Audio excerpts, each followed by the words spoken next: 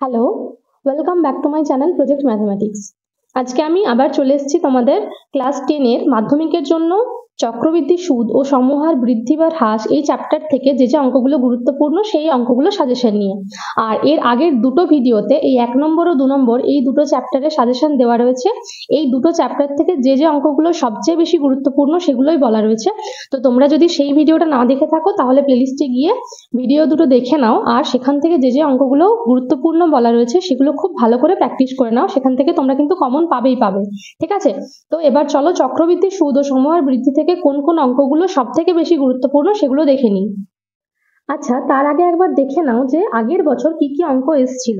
দেখো, 4-এর দাগের 1-এর এই অঙ্কটা, এই 500 টাকার বার্ষিক 10% চক্রবৃদ্ধি সুদের হারে কত বছরের সুদ 105 টাকা হয় নির্ণয় করো, এটা 2 নম্বরের জন্য এসেছিল। আর 5 নম্বরের অঙ্কটা দেখো, এই যে 5-এর 2-এর অঙ্কটা, এটা এসেছিল 5 নম্বরের অঙ্ক। তো এই দুটো অঙ্ক চক্রবৃদ্ধি সুদের থেকে এসেছিল। তো প্রথমে দেখো কোন কোন অঙ্কগুলো ইম্পর্টেন্ট। দেখো, প্রথমে আমরা চলে যাব পাতা নম্বর হচ্ছে 103 পাতায়। দেখো 103 নম্বর পাতাতে এই যে প্রয়োগ 6-এর অঙ্কটা রয়েছে, 6 মাস অন্তর সুদ। ঠিক আছে, এই অঙ্কটা 2 নম্বরের অঙ্কের জন্য খুব গুরুত্বপূর্ণ। 2 নম্বরের জন্য এই অঙ্কটা করে রাখতে পারো। আচ্ছা, এরপরে চলে যাও 104 পাতাতে। দেখো এখানে প্রয়োগ 7-এর যে অঙ্কটা রয়েছে, ঠিক আছে, ওটা ওই একই রকম অঙ্ক। তো এই দুটো অঙ্ক কি তোমরা এই যে উপরে যে নিয়মে করে দেওয়া রয়েছে না, এই সূত্রটা দিয়ে করলে খুব সহজে হয়ে যাবে। এই সূত্র দিয়ে এই দুটো অঙ্ক হয়ে যাবে, আগের অঙ্কটা আর এই অঙ্কটা। ঠিক আছে, এগুলো হচ্ছে 2 নম্বরের জন্য।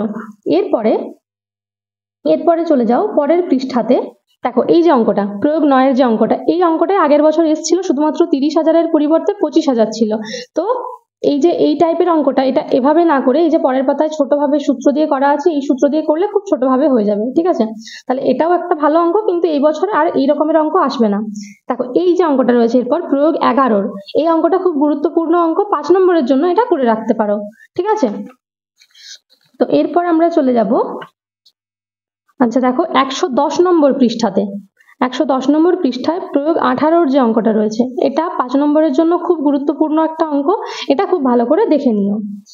আচ্ছা, এরপরে দেখো 112 নম্বর পৃষ্ঠাতে প্রয়োগ 22-এর যে অঙ্কটা রয়েছে, ঠিক আছে, দেখো স্টার দেওয়া রয়েছে, এই অঙ্কটাও খুব গুরুত্বপূর্ণ অঙ্ক, এটা করে রাখতে পারো 2 নম্বরের অঙ্কের জন্য। কত বছরে বার করতে দিয়েছে, তো এটা আসলে 2 নম্বরের জন্যই আসবে। ঠিক আছে, এবার চলে যাব কোষে দেখিতে। দেখো কোষে দেখিতে আমরা সরাসরি চলে যাব 113 পাতাতে। 113 পাতাতে দেখো প্রথমে এই যে 18-19-এর যে অঙ্কগুলো বললাম, এগুলো তো প্রয়োগে করেছো, তো একই রকমের অঙ্ক। এই অঙ্কগুলো যে কোনো একটা করলেই হবে, প্রয়োগের থেকেও করতে পারো, এখান থেকেও করতে পারো, শুধুমাত্র সংখ্যাগুলো একটু চেঞ্জ করে আসে। তো এই অঙ্কগুলোর মধ্যে যে কোনো একটা করলেই হবে। তার সাথে 21, 22, 24, 25 এই 4টা অঙ্ক একটু ভালো করে দেখে নিও। এই অঙ্কগুলো 5 নম্বরের জন্য আসতে পারে। ঠিক আছে, 5 বা এই যে কত বছর যেটা বার করতে দিয়েছে এটা 2 নম্বরের জন্য আসতে পারে। ঠিক আছে, আচ্ছা এরপরে আমরা চলে যাব সমহার বৃদ্ধি ও হ্রাস থেকে। দেখো এখান থেকে 5 নম্বরের অঙ্ক এখান থেকে আসে, এখান থেকে 2 নম্বরের অঙ্ক সাধারণত আসে না। 5 নম্বরের জন্য এখানের যে অঙ্কটা রয়েছে, দেখো প্রথমে 5-এর দাগের যে অঙ্কটা রয়েছে 117 নম্বর পৃষ্ঠাতে 5-এর দাগের এই অঙ্কটা, এটা খুব গুরুত্বপূর্ণ একটা অঙ্ক। তারপরে 7, 8, 9, 10, ঠিক আছে, এই যে অঙ্কগুলো রয়েছে এগুলো খুব গুরুত্বপূর্ণ অঙ্ক। আর সময়ের বৃদ্ধি থেকে আগের বছর 5 নম্বরের জন্য কোনো প্রশ্ন আসেনি, তো এই বছর আসার কিন্তু সম্ভাবনা রয়েছে। আচ্ছা, এর পরের পাতাতে দেখো 12 আর 15।